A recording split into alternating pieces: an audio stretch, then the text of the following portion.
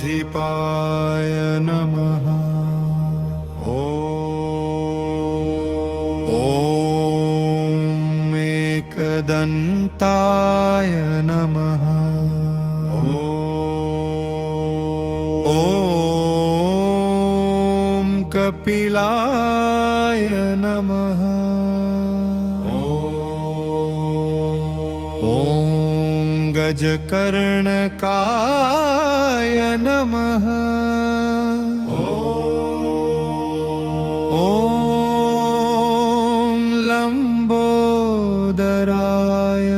नमः। ॐ विघ्नराय नमः।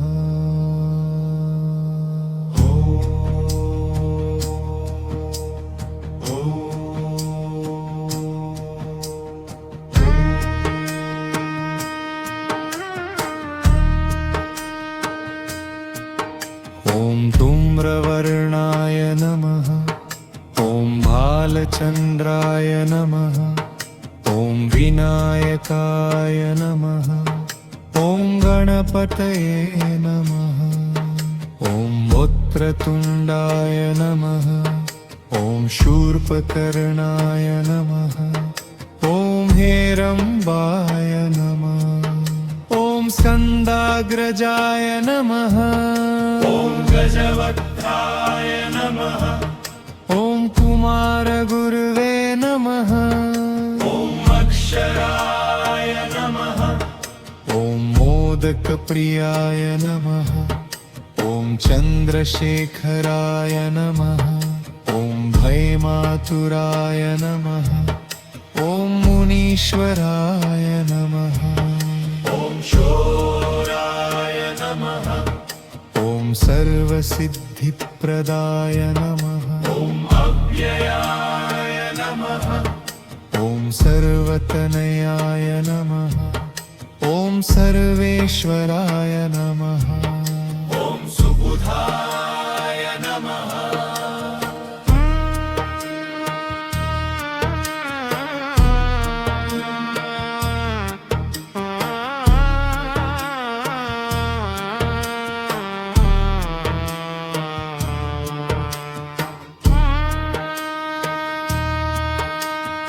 ॐ शूरसेनाय नमः। ॐ ईश्वराय नमः। ॐ क्षिप्रप्रसादाय नमः। ॐ हरिसिद्धये नमः। ॐ महागणपतये नमः। ॐ गजमुखाय नमः। ॐ सर्वकार्यसिद्धिप्रदाय नमः। ॐ सर्वविघ्नविनाशिने नमः। ॐ कृतिने नमः। ॐ भाले नमः। ॐ सुरूपाय नमः। ॐ सर्वेशाय नमः।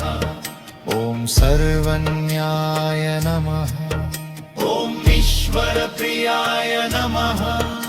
ॐ भालनेत्राय नमः। ॐ लम्बतुण्डाय नमः। ॐ गजवराय नमः। ॐ विघ्नहर्ते नमः। ॐ सुखदाय नमः।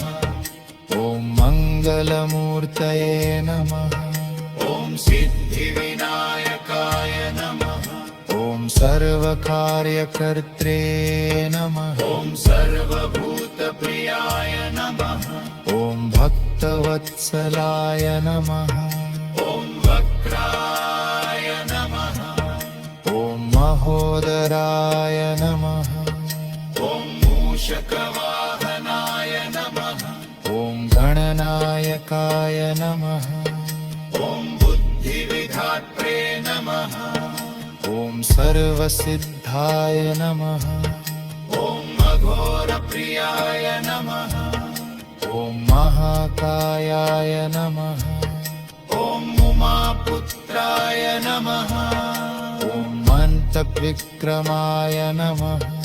ॐ सिद्धविक्रमाय नमः ॐ गैजाय नमः ॐ विघ्ननाशकाय नमः ॐ मङ्गलकारकाय नमः ॐ अजयाय नमः ॐ ध्येयाय नमः ॐ सद्धेश्वराय नमः ॐ वरदाय नमः ॐ विघ्नराजाय नमः ॐ घोरप्रियाय नमः ॐ ज्ञानरूपाय नमः ॐ सर्वदेवाय नमः ॐ शिववन्दनाय नमः ॐ भक्तहृदयाय नमः ॐ सुखाय नमः ॐ श्रीपतये नमः ॐ